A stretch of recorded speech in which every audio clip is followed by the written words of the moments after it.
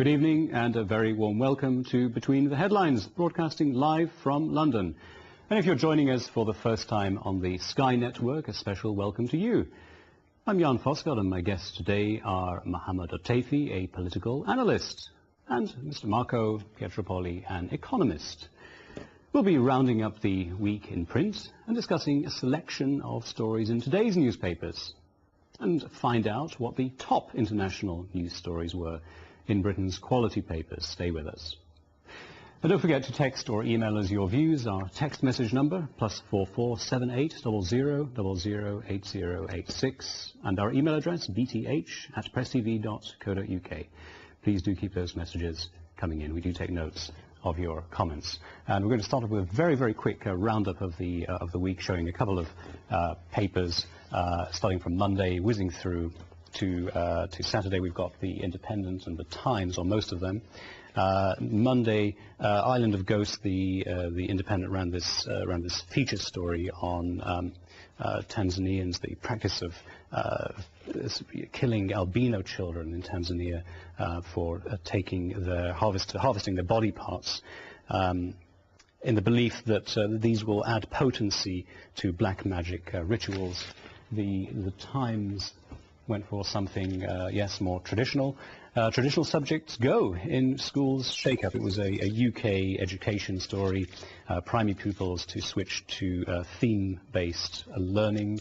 On Tuesday, the top story in the Times was that of David Ross. He's a tycoon who owns the Carphone warehouse, a fairly successful British company, we thought. Well, you tell us, what did he do wrong?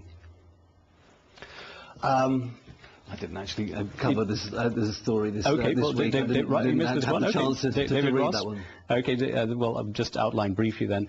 From my understanding is that he didn't tell the board of his of Carphone warehouse that he was going to use shares in the company that he owned as collateral to shore up his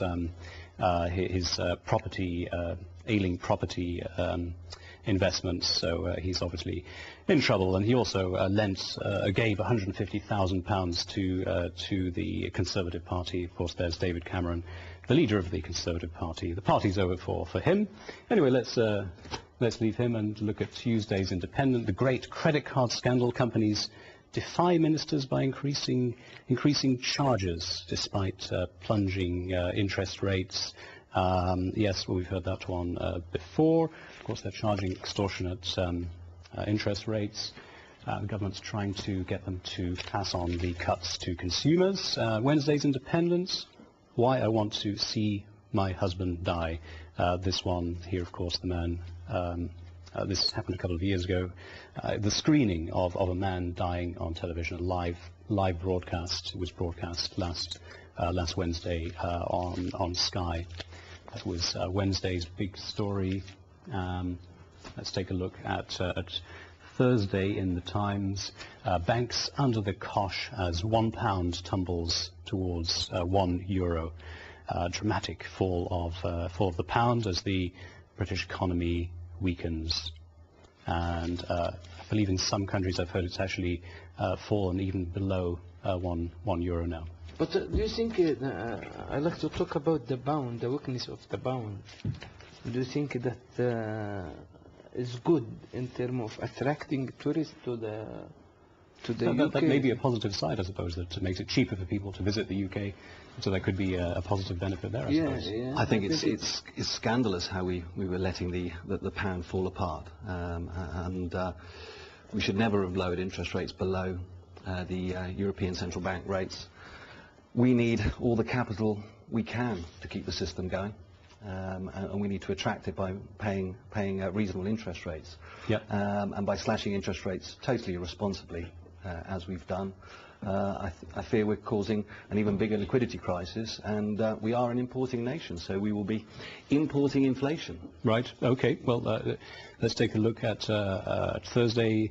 Another victim of the financial crisis here in the UK, Woolworths. After 99 years, Woolworths will disappear from the high street after a desperate bid to find a buyer ended in failure yesterday. one in a number of sort of growing retail failures. MFI as well, big furniture chain, also gone or going. I guess there'll be more to come.